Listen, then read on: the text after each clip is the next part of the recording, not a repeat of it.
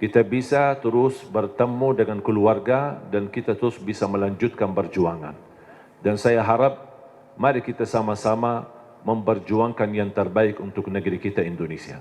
Karena mohon maaf, yang kita besok bawa pulang ada dua hal. Jangan lupa subscribe, like, and share. Assalamualaikum warahmatullahi wabarakatuh. Alhamdulillahi rabbil alamin. Ashhadu an la ilaha illallah wahdahu la sharika lah. Waliyus salihin wa ashhadu anna sayyidana wa nabiyyana Muhammadan abduhu wa rasuluh. As-sadiqul amin. Allahumma salli wa sallim wa barik ala sayyidina Muhammad wa ala alihi wa sahbihi wa man tabi'ahum bi ihsanin ila yaumiddin. Subhanaka la ilma lana illa ma 'allamtana innaka antal alimul hakim.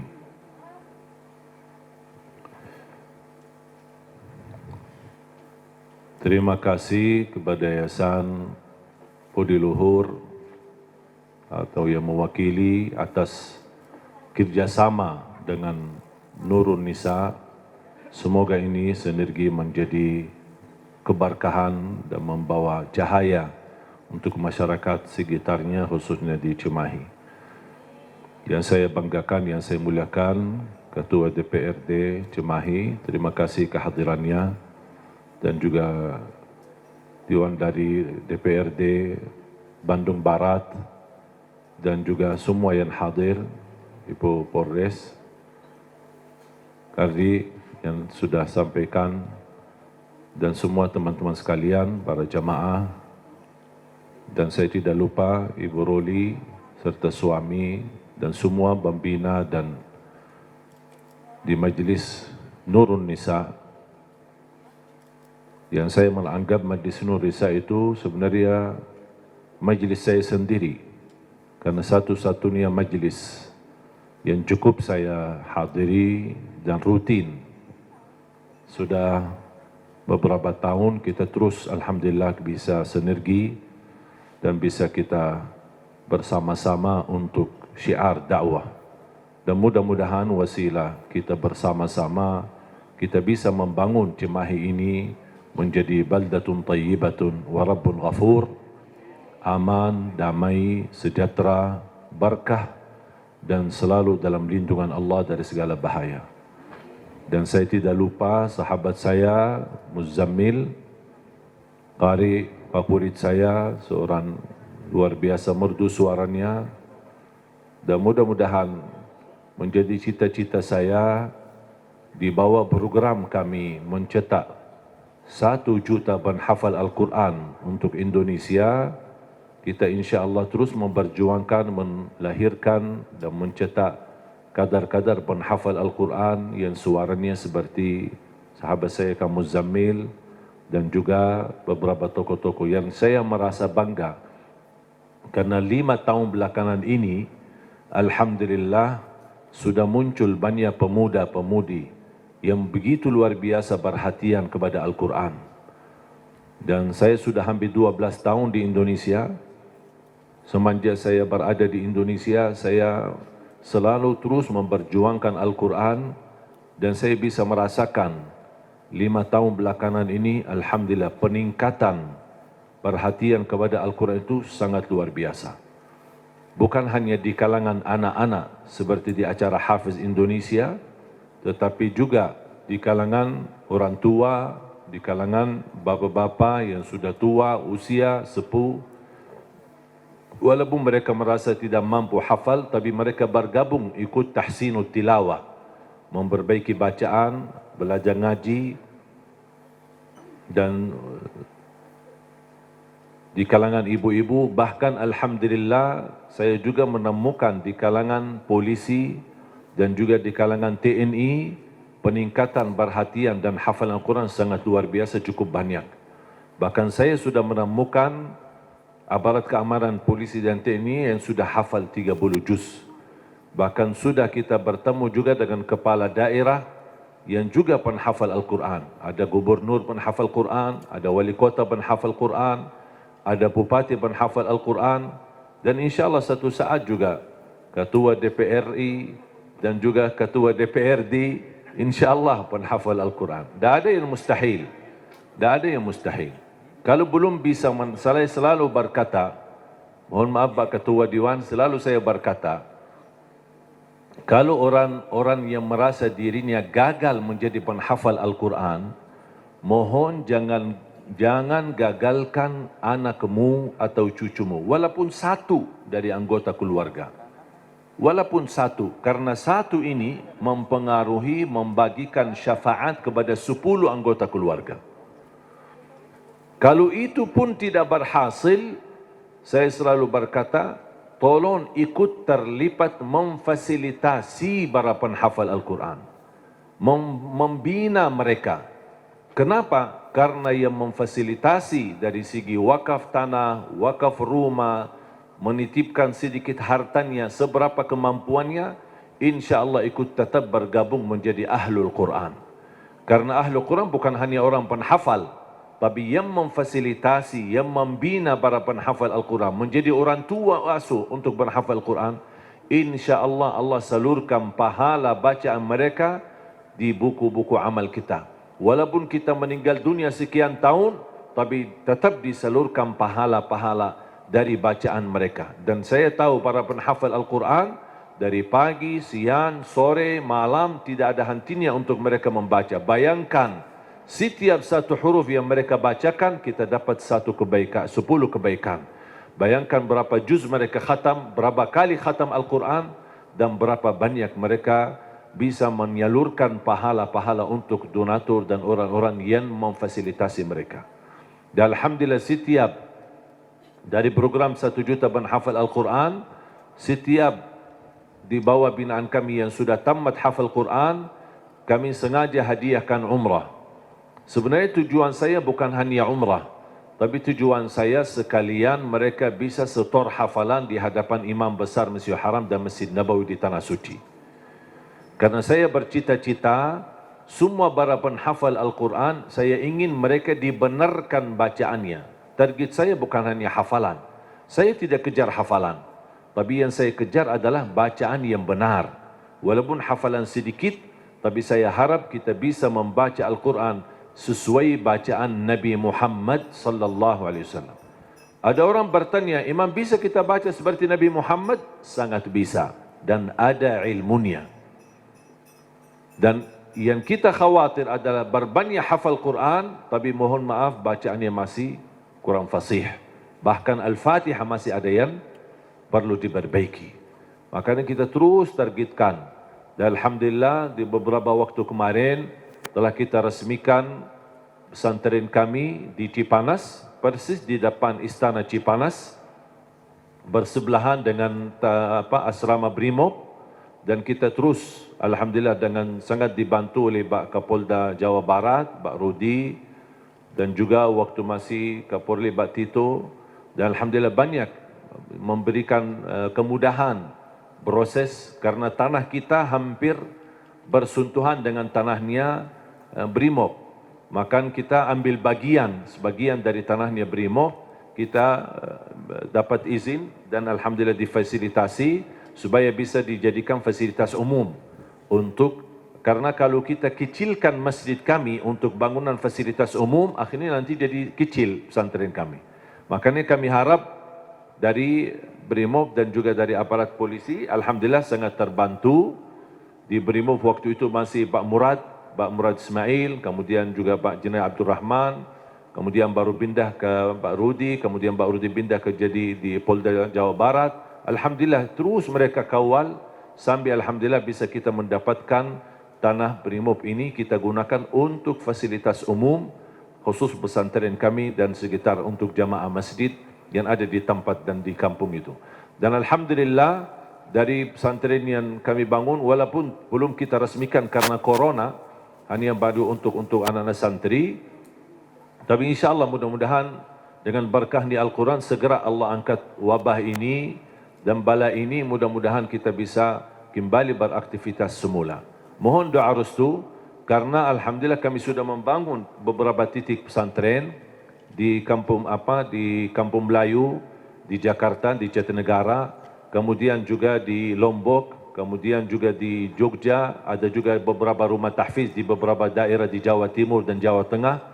Kemudian ada juga di Pekanbaru, kemarin pas saya safari dakwah, kita letakkan batu pertama untuk bangunan pesantren di Pekanbaru dan juga ada di Batam, juga ada di Karimun. Dan alhamdulillah sepanjang kami safari dakwah, selalu kami dapat alhamdulillah perhatian dari jamaah. Apalagi kemarin di Ternate. Bahkan dukungan yang terbanyak sepanjang kami safari dakwah. Kami sudah kunjungi hampir 9 provinsi. Salah satu dukungan yang sangat luar biasa adalah warga dan masyarakat di Manado. Luar biasa. Dan alhamdulillah kita insyaAllah akan bangun juga di sana karena kita mendapatkan wakaf. Bahkan ada seorang dari Kalimantan pun yang telah menyediakan tanah hampir kurang lebih 30 hektar menjadi wakaf. Hampir semua daerah yang kami kunjungi selalu ada yang mewakafkan. Ibu-ibu yang mewakafkan emasnya, ada bapa-bapa yang mewakafkan tanahnya, ada yang juga mewakafkan rumahnya. Luar biasa perhatian masyarakat. Dan alhamdulillah yang membuat saya bangga, 100% dukungan untuk program 1 juta penghafal Al-Quran, 100% semuanya dari Indonesia. Tak ada dana satu pun dari luar negeri, apalagi dari Arab Saudi. Karena saya lahir memang di Arab Saudi, di kota Madinah, tapi saya bukan keturunan Raja Salman. Jadi tak ada bantuan sama sekali dari sana. Tapi alhamdulillah semua murni bantuan dari masyarakat Indonesia. Kepercayaan masyarakat Indonesia. Dan insyaAllah mudah-mudahan tempat ini menjadi salah satu tempat sasaran kami, insyaAllah menjadi pusatnya melahirkan para penghafal Al-Quran. Dan selalu saya berkata, orang yang sering bilang Indonesia negara terbesar penduduk Islam sedunia. Dan saya berkata insyaAllah tidak lama lagi Indonesia menjadi negara terbesar para penghafal Al-Quran sedunia. Dan itu terus kami syiar, tidak pernah merasa lelah dan tidak pernah merasa capek. Biarpun kemarin dapat ujian di Lampung, tapi alhamdulillah menjadi sasaran kami juga Lampung, menjadi insyaAllah menjadi pusatnya pendidikan Al-Quran, dan kami juga mendapatkan wakaf di sana. Dan mudah-mudahan apa yang kita bisa beri yang terbaik untuk Indonesia. Apalagi semenjak saya mendapatkan penghargaan dari Bapak Presiden, Bapak SBY waktu itu tahun 2011, saya diberikan penghargaan oleh beliau menjadi warga negara Indonesia. Semenjak itu saya merasa terbeban dengan penerima penghargaan ini karena saya merasa ini harus saya menghormati penghargaan ini dan saya harus jaga nama baik Indonesia, saya harus memperjuangkan Indonesia dan saya harus memberi yang terbaik untuk Indonesia. Kalau saya tidak bisa menjaga nama baik Indonesia dan tidak bisa berbuat yang terbaik untuk Indonesia, lebih baik dicabut warga negara Indonesia. Karena saya merasa ini amanah dan wajib kita sebagai rakyat Indonesia memperjuangkan yang terbaik. Dari segi masing-masing, semuanya di posisi, di mana posisi Anda, tolong beri yang terbaik untuk Indonesia. Karena negeri Indonesia ini sangat berjasa bagi kita. Dan kita tidak akan mampu balas jasa Indonesia. Tapi kita berusaha memberi yang terbaik. Mudah-mudahan apa yang kita berjuangkan untuk Indonesia menjadi saksi baik di hadapan Allah SWT dan sebagai amal salih. Aparat polisi menjalani tugasnya sebagai amal salih. Ketua Dewan menjalani tugasnya sebagai amal salih. Semua anggota DPRD sebagai amal salih. Jadi tolong diniatkan apa yang kita jalankan, kita niatkan yang terbaik. Dan kita sambil kita menjalankan dengan niat yang terbaik, kita juga selalu memohon ampun dan istighfar karena pasti sebagai manusia tidak ada kesempurnaan dalam apa yang kita kerjakan. Pasti ada kekurangan, ada kelemahan, ada kesalahan, dan ada yang sempurna, tetapi kita selalu memohon ampun. Semoga para hadirin semuanya diampuni oleh Allah segala kesalahannya, segala dosanya, dan selalu dilindungi oleh Allah dari segala bahaya dan keburukan. Bapak Ibu jamaah sekalian dimuliakan Allah Subhanahu wa taala. Alhamdulillah wa syukrillah. Saya tidak bisa membayangkan 12 tahun sudah berlalu. Saya masih ingat pertama kali belum bisa sama sekali bahasa Indonesia tahun 2008. Cuma saya ingat satu kalimat, bagus. Jadi orang bicara sama saya, cuma saya jawab bagus. Sudah makan? Bagus. Mau kemana? Bagus. Jadi saya artikan semua bagus. Dan selalu saya berdoa, ya Allah tolong bantulah saya supaya bisa bahasa Indonesia yang bisa difahami. Kira-kira Bapak Ibu faham gak sekarang? Berarti doa saya sudah kabul. Karena itu doa saya. Saya tidak pernah belajar sekolah Indonesia atau kursus bahasa Indonesia atau dari kamus. Nah, cuman hanya bergaul, duduk, dengar, sering saya dengar, alhamdulillah bisa hafal. Ketika ucapkannya mungkin belum begitu pas, orang-orang ketawa-ketawain dulu, tidak apa-apa. Saya bilang diketawain, dia bodohin, tidak apa-apa. Yang penting saya bisa sampaikan yang bermanfaat. Alhamdulillah berjalan waktu, sedikit demi sedikit bisa mendapatkan. Bahkan saya dapat kejutan. Saya menemukan saudara keluarga saya di Indonesia. Dulu ibu saya dan ayah tidak pernah cerita. Tapi saya ketika sudah berada di sini, baru saya menemukan saudara keluarga. Ternyata kakek saya dan ayah kakek saya, dua-duanya kelahiran Lombok. Bahkan ayah kakek saya dibunuh sama penjajah Belanda. Dan dia punya makam besar di Ampenan, di Lombok. Dan dia mampu mempersatukan orang Sasak di Lombok untuk melawan penjajah Belanda. Makanya ketika saya bertemu Presiden Jokowi, saya sampaikan, saya sebenarnya cucu pahlawan tapi belum terdaftar. Dan subhanallah tidak membayangkan begitu saya ke Indonesia bisa menemukan sejarah keluarga, bahkan saya punya keluarga besar di Lombok, di Cirebon, di Surabaya. Salah satu kakek saya nikah sama orang Bumi Ayu di Jawa Tengah, kemudian bertemu dengan keluarganya juga di Cirebon, ada juga di Bali, kemudian di Jakarta. Barangkali di Cimahi besok-besok ketemu ada orang yang bunga keluarga. Jadi subhanallah begitu dunia ini kecil. Kita bisa terus bertemu dengan keluarga dan kita terus bisa melanjutkan perjuangan. Dan saya harap mari kita sama-sama memperjuangkan yang terbaik untuk negeri kita Indonesia. Karena mohon maaf, yang kita besok bawa pulang ada dua hal. Ketika kita mati, yang kita bisa bawa hanya amal saleh. Yang kedua, ketika kita mati, yang tersisa di dalam dunia ini hanya nama baik kita. Tidak ada yang lain. Ketika tersebut nama kita, semua orang mau mendoakan. Semoga Allah ampuni, ya Allah. Luar biasa perjuangan orang itu. Luar biasa dia memberi yang terbaik. Orang politisi, orang ekonomi, orang siapapun, dimanapun posisimu. Tolong beri yang terbaik. Karena itulah yang akan mengharumi namamu ketika kita sudah besok meninggal dunia. Dan di alam kubur, yang masuk sama kita adalah amal saleh.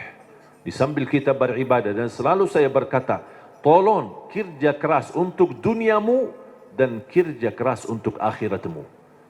Jangan hanya akhirat tapi lupa dunia. Dunia harus maju, harus berhadapan, harus bisa menjadi terang menerang yang bisa membangun Indonesia. Dan bisa menjadikan Indonesia negara terhormat, bisa menjadikan Indonesia negara yang diperhatikan oleh dunia karena kemajuannya, kebersatuannya, dan alhamdulillah kita diberikan banyak anugerah dari Allah Subhanahu wa taala, dari hasil bumi, dari hasil tanam-tanaman, dari hasil luar biasa.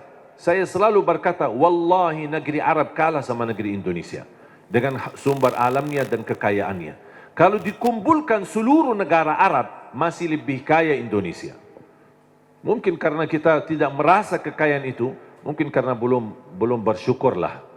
Kekurangan syukur kita dan salah gunakan nikmat itu akhirnya tidak terasa. Padahal kekayaan yang Allah anugerahkan untuk negeri kita Indonesia luar biasa. Dan mudah-mudahan kita bisa dan mampu Allah hantarkan kepada kita, insya Allah, seorang orang wakil rakyat di Dewan Pemerintahan, di Dewan DPR, MPR dan juga di DPRD. Mudah-mudahan semua orang-orang yang diberikan oleh Allah Subhanahu wa taala kemudahan dan kemuliaan yang mereka mampu menjalani tugasnya dan memberi yang terbaik, yang insya-Allah balasannya terharum nama baik mereka dan nama keluarga mereka, dan mendapatkan balasannya di hari kiamat di hadapan Allah Subhanahu wa taala. 3 poin yang saya ingin sampaikan. Yang pertama, tolong jangan lewat satu hari tidak membaca Al-Quran. Belum bisa baca, simak. Dengar. Masih merasa bacanya belum begitu lancar, tak apa-apa, dengar. Karena pahalanya sama. Yang membaca maupun yang simak, pahalanya sama. Setiap satu huruf dapat 10 kebaikan. Ini bukan kata saya, tapi kata Rasulullah sallallahu alaihi wasallam. Man qara harfan min kitabillah falahu hasanah wal hasanatu bi 10 amthaliha. Barang siapa yang membaca kitabullah satu huruf saja dapat 1 kebaikan, dan 1 kebaikan pula dilipat oleh Allah menjadi 10 kebaikan. Alif lam mim bukan 1 huruf, tapi alif 1 huruf, lam 1 huruf, mim 1 huruf. Bayangkan jemaah, bismillahirrahmanirrahim 19 huruf dikali 10 190. Dari segi baca 19, tapi tulisan pahala 190. Dan setahu saya tidak ada amalan yang bisa memberikan pahala berhuruf hanya Al-Quran. Injil, Taurat, Zabur, Suhuf Ibrahim wa Musa, hadis Qudsi, hadis Nabawi tidak ada. Salat 10 kali lipat, tapi dari total salat. Tidak dihitung setiap rukuk, sujud, bacaan dalam salat, tidak. Dihitung total salat. 5 waktu dapat 50. Sebagaimana diperintahkan di awal 50 kali salat.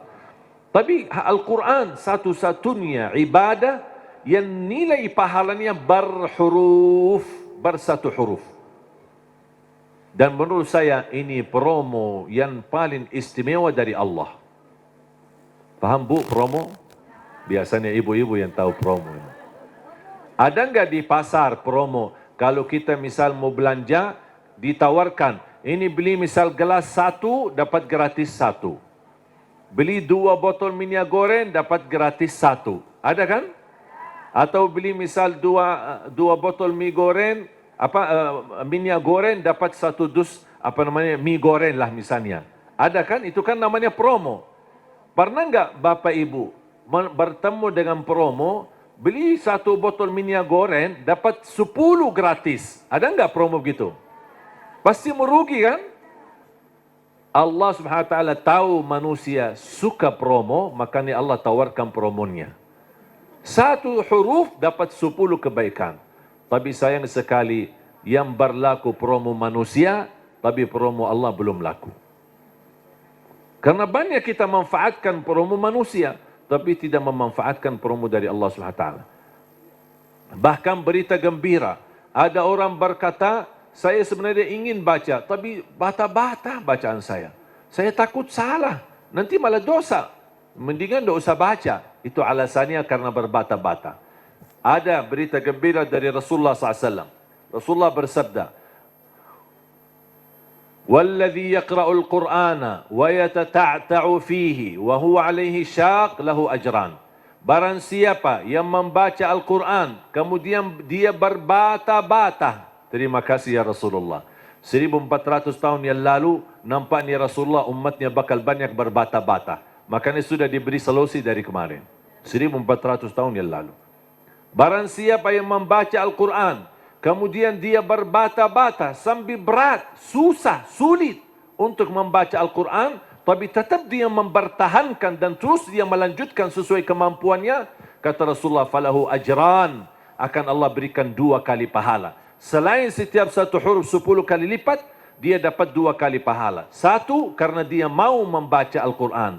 Yang kedua, kesulitan yang dia hadapi, berbata-bata sambil berat, Allah hargai perjuangan itu, Allah berikan pahala. Berarti Bapak Ibu yang bersama Al-Quran, tidak ada yang merugi. Bahkan ada yang bertanya, boleh enggak saya baca Al-Quran, tapi saya tidak baca terjemahannya?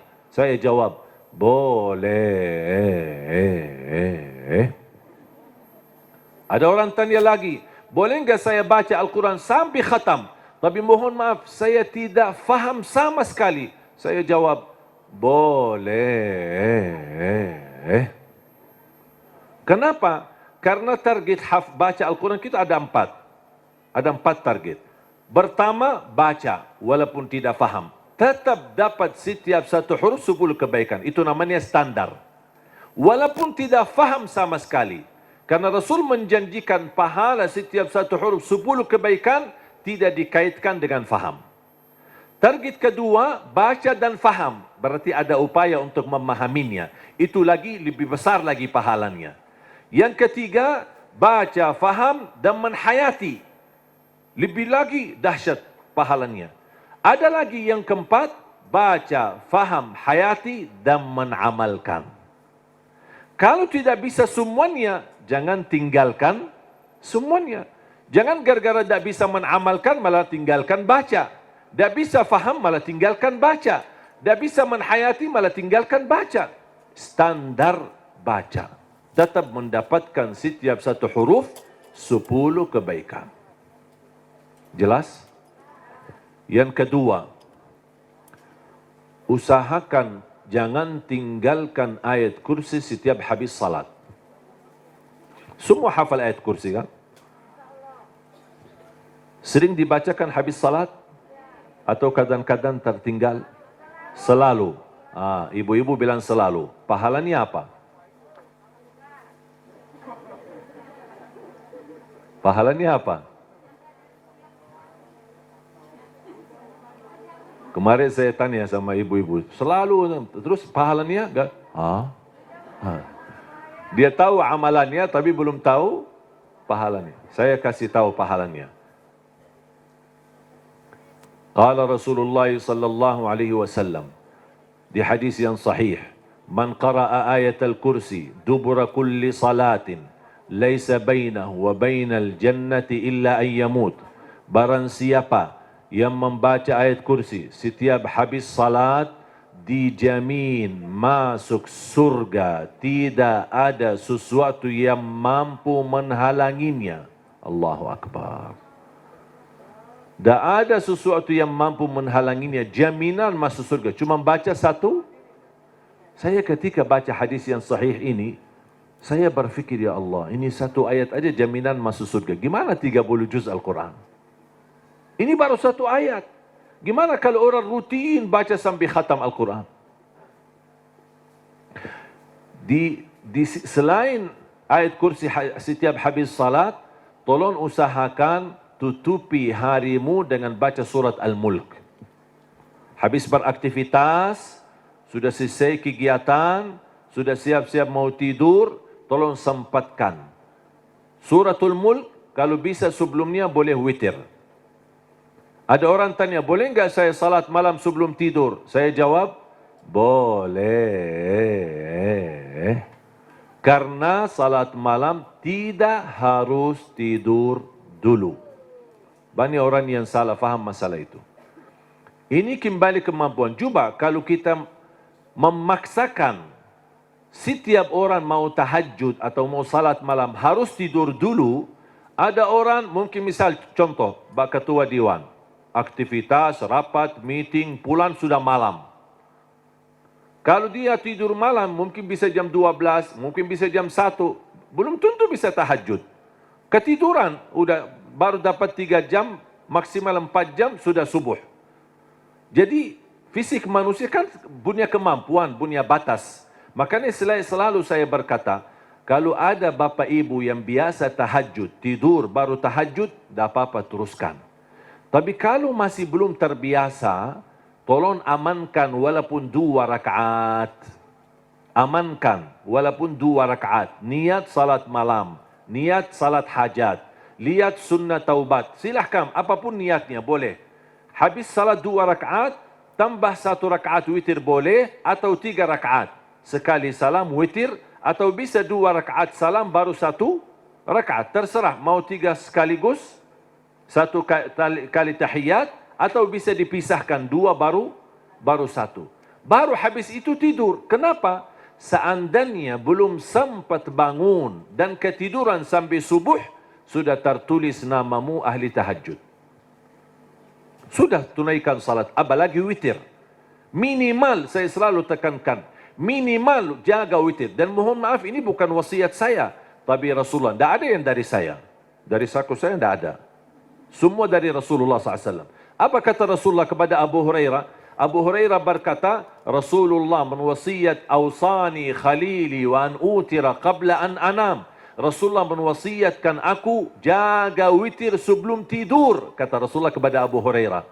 Bahkan Umar bin Khattab ketika ditanya, kenapa suka witir sebelum tidur? Kata beliau, saya takut tidur dan meninggal dunia dalam keadaan tidur belum witir. Makanya amankan witirmu. Inna Allah witir, yuhibbul witir, fa'autiru. Allah maha witir, Allah cinta witir. Jagalah witir. Dan salah satu sunnah yang Rasul tidak pernah tinggalkan adalah sunnah witir. Tidak pernah tinggalkan, sehat, sakit, musafir, dimanapun berada. Selalu jaga witir. Dan sunnah yang kedua, sunnah subuh. Sesudah azan, sebelum salat wajib, ada sunnahnya. Bahkan di menurut mazhab Abi Hanifah, sunnah subuh itu dianggap wajib. Selain Abu Hanifah dianggap sunnah. Memang dia sunnah, tetapi hampir sunnah, tapi martabatnya seperti martabat wajib. Karena sunnah subuh, pahalanya lebih besar daripada dunia dan seisinya. Saya berkata, subhanallah, ini baru pahala sunnahnya. Kira-kira gimana yang wajibnya salat subuh? Habis sudah laksanakan witir, mau tidur, tolong bacakan suratul mulk. Belum lancar bacaanmu, setelkan. Dari HP boleh, atau CD murattal, suratul mulk, atau dari YouTube. Sudah alhamdulillah puluhan bahkan ratusan ribu murattal. Tinggal milih apa yang kita suka. Sambil kita di tempat tidur, berbaring, kita bisa dengar suratul mulk. Kenapa disuruh baca suratul mulk? Apalagi di ujung aktivitas kita, seandainya malam itu meninggal dunia, sudah dapat jaminan selamat dari siksa kubur. Suratul mulk, jaminan selamat dari siksa kubur. Yang terakhir, sedekah.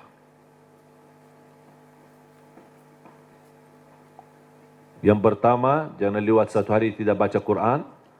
Yang kedua, ayat kursi setiap habis salat, termasuk jaga suratul mulk, kalau bisa sebelumnya jaga witir. Terus sekarang yang ketiga, sedekah. Terutama sedekah subuh. Terutama sedekah subuh. Saya sudah sering membahas dahsyat sedekah subuh. Saya yakin Bapak Ibu, semua para hadirin, saya yakin orang yang suka bersedekah. Tapi ada yang satu sering tertinggal. Doa habis sedekah. Atau doa di saat sedekah. Tahu enggak Bapak Ibu, doa di saat sedekah termasuk doa makbul? Tapi kadang-kadang kotak amal lewat, kita isi tapi tidak doa. Sering kita lupa doa itu. Padahal bisa, ya Allah aku mohon dengan berkat sedekah ini, titipkan pahala sedekah ini untuk kedua orang tuaku. Ya Allah, aku mohon dengan berkat sedekah ini, sembuhkan penyakitku kalau lagi sakit. Ya Allah, dengan berkat sedekah ini, mudahkan urusanku. Apapun hajat kita, luar biasa dahsyat sedekah. Termasuk sedekah subuh. Dan saya sudah buat ada tausiah, ceramah.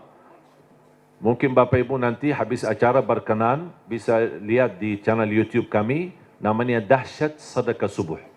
Saya sudah bahas satu tausiah khusus hanya membahas keutamaan dan manfaat daripada sedekah subuh. Dan sedekah setiap waktu dan setiap saat ada manfaatnya, tapi lebih istimewa di waktu subuh, itu lebih dahsyat. Bisa Bapak Ibu, saya tidak akan bongkar apa isinya dan apa rahasianya, bisa Bapak Ibu nanti lihat di YouTube. Kalau sudah buka YouTube channel kami Syekh Ali Jabir, jangan lupa subscribe sekalian. Ya, sekalian promosi, Bu. Sedekah menjaminkan husnul khatimah. Sedekah menjaminkan selamat dari kematian kecelakaan. Sedekah menjaminkan selamat dari kematian kebakaran. Sedekah menjaminkan selamat dari kematian mendadak. Sedekah menjaminkan selamat dari su'ul khatimah. Sedekah menjaminkan kesembuhan penyakit. Sedekah menjaminkan memadamkan kemurkaan Allah, dan sedekah menjaminkan ampunan dosa. Sedekah menjaminkan terkabul doa. Makanya ketika bersedekah jangan lupa berdoa. Apalagi di saat sedekah subuh. Dan cukup ketika bersedekah sebut satu hajat. Jangan habis salat subuh mu isi sedekahnya koin tapi doanya sampai terbit matahari. Malu sama Allah, ku kelamaan. Kata malaikat, apaan? Ku doanya panjang banget. Padahal sedekahnya baru koin aja. Tolong disesuaikan. Satu kali sedekah, satu kali hajat. Dan selalu dalam kebaikanmu, sisakan dalam doamu, jangan lupa doa untuk orang tua. Saya sudah belajar, apapun yang saya amalkan, apapun amalannya, di ujung saya amalkan itu, saya selalu berdoa, ya Allah, aku mohon titipkan pahala amalan ini untuk kedua orang tuaku. Saya selesai tausiah, pas pulang, ya Allah, aku mohon titipkan pahala tausiah ini untuk kedua orang tuaku. Habis ngaji, ya Allah, aku mohon titipkan pahala ngaji saya untuk kedua orang tuaku. Habis salat, ya Allah, aku mohon titipkan pahala salatku untuk apapun amalannya. Apapun, saya sudah belajar menjadi salah satu upaya berbakti baik sama orang tuanya. Karena berbakti baik sama orang tuanya, walaupun mereka sudah meninggal atau di posisi yang jauh, tidak bisa bertemu setiap waktu dan setiap saat, melalui doa, insya Allah terhitung sebagai berbakti baik. Ada seorang bertanya, kalau orang tua saya sudah tidak ada atau sudah meninggal gimana? Apakah saya masih punya kesempatan berbakti baik? Saya menjawab, masih punya kesempatan. Ada dua amalan, sedekah dan doa, bisa menjadi bermanfaat untuk orang tua kita. Dan semoga kita bisa bersama-sama, kita selalu niatkan dan doa untuk orang tua. Mudah-mudahan kekurangan kita di masa mereka berada, mungkin kita sebagai anak, namanya anak muda, di masa dulu mungkin banyak membuat orang tua sakit hati, menyakiti perasaan mereka. Namanya anak-anak, tidak merasa dan tidak menyadari. Makanya ayo mari kita sama-sama memperbaiki. Semoga semua dosa-dosa kita di hadapan orang tua dan terhadap orang tua mudah-mudahan diampuni oleh Allah Subhanahu wa taala dan dijadikan kita orang yang berbakti yang mendapatkan pahalanya di sisi Allah Subhanahu wa taala. Amin ya rabbal alamin. Mudah-mudahan insyaallah menjadi saksi bagi kita semua dan mudah-mudahan menjadi amal salih yang bisa menyalurkan pahala yang tidak terputus sampai hari kiamat. Amin ya rabbal alamin. Mari kita sama-sama berdoa. Bismillahirrahmanirrahim. Alhamdulillahi rabbil alamin. Allahumma salli ala sayyidina Muhammad wa ala ali sayyidina Muhammad. Allahumma ya Allah ya dzal jalal wal ikram. Berilah kepada kami petunjuk kepada jalan yang lurus. Hidupkanlah kami dalam keadaan iman, wafatkanlah kami dalam keadaan Islam. Akhiri hayat kami dengan husnul khatimah. Jadikan kami semua serta keluarga kami ahlul Quran, pencinta Al-Quran, penghafal Al-Quran, yang mendapatkan syafaatnya Al-Quran. Ya Allah, lancarkan upaya dan ikhtiar Majlis Nurun Nisa ini bersama Yayasanmu di Luhur. Ya Allah, jadikan perjuangan mereka menjadi amal salih yang diterima di sisimu. Dan jadikan tempat ini menjadi tempat pusatnya cahaya yang menyebarkan rahmatan lil alamin, yang membawa keberkahan, yang menjadi pusat pendidikan agama, yang bisa memfasilitasi akhlak yang mulia ya rabbal alamin. Allahumma ighfir lana wa liwalidina wa li jami'il muslimina wal mu'minat al ahya'i minhum wal amwat. Allahumma ya Allah, atas izinmu kami bersama-sama bertemu di majlis ini, di dalam acara ini. Anugerahkan kepada kami kemuliaan, sama-sama bertemu kembali di dalam surgamu ya Allah bersama Nabi Muhammad sallallahu alaihi wasallam. Rabbana taqabbal minna innaka antas samiul alim wa tub alaina innaka antat tawwabur rahim. Rabbana atina fid dunya hasanah wa fil akhirati hasanah wa qina adzaban nar. Wa sallallahu ala sayyidina wa nabiyyina Muhammad wa ala alihi wa sahbihi wa baraka wa sallam walhamdulillahi rabbil alamin.